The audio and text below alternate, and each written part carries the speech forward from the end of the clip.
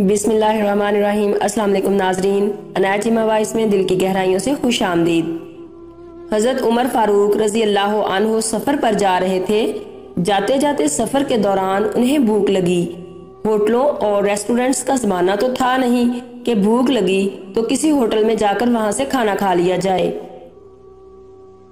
تو حضرت عمر فاروق رضی اللہ عنہ نے آس پاس کسی بستی کو تلاش کیا، لیکن وہاں کوئی بستی بھی نہیں تھی۔ بستی تلاش کرتے کرتے دیکھا کہ ایک چرواہا بکریوں کا ریوڑ چرا رہا ہے۔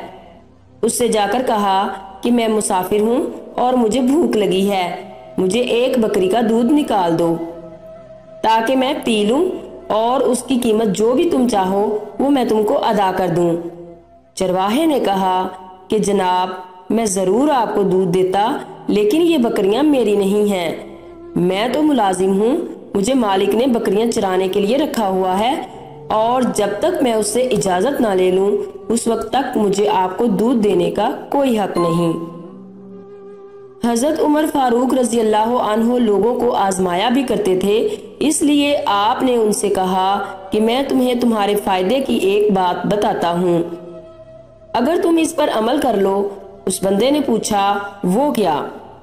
آپ رضی اللہ عنہ نے فرمایا ایسا کرو کہ ان بکریوں میں سے ایک بکری میرے ہاتھ بیچ دو، اس کی قیمت میں تمہیں ابھی دیتا ہوں، میرا فائدہ یہ ہوگا کہ مجھے دودھ مل جائے گا، ضرورت ہوگی تو میں بکری کو ذبح کر کے گوشت بھی کھا لوں گا، پھر جب مالک تم سے پوچھے کہ ایک بکری کہاں گئی تو کہہ دینا کہ بھیڑیا کھا گیا اور اسی وجہ سے ایک بکری کم ہے، اور کہا کہ تمہارا مالک تمہاری تحقیق کرتا پھرے گا کہ بھیڑیے نے کھایا یا نہیں۔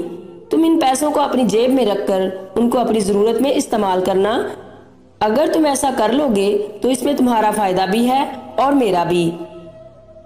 اس چرواہے نے یہ بات سنی اور کہا کہ شہزادے، تم مجھ سے یہ کہتے ہو کہ میں مالک سے جا کر جھوٹ بول دوں اور یہ کہہ دوں کہ بکری کو بھیڑیا کھا گیا، تو اللہ تعالیٰ کہاں ہے؟ میرا مالک مجھے نہیں دیکھ رہا، لیکن مالک کا مالک تو دیکھ رہا ہے۔ اس کے پاس جا کر میں کیا جواب دوں گا؟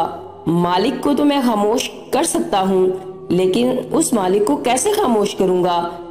حضرت عمر فاروق رضی اللہ عنہ نے فرمایا کہ جب تک تجھ جیسے انسان امت کے اندر موجود ہیں اس وقت تک اس امت پر کوئی فساد نہیں آ سکتا۔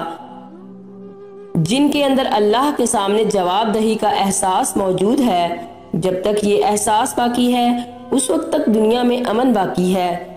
جب یہ ختم ہو گیا اس وقت انسان نہ رہے گا بلکہ بھیڑیا بن جائے گا، جیسا کہ آج کل اکثر انسان بھیڑیا بنا ہوا نظر آ رہا ہے۔ تو ناظرین، اپنا خیال رکھیے گا، عنایت چیمہ کو دعا میں یاد رکھنا۔ اللہ حافظ۔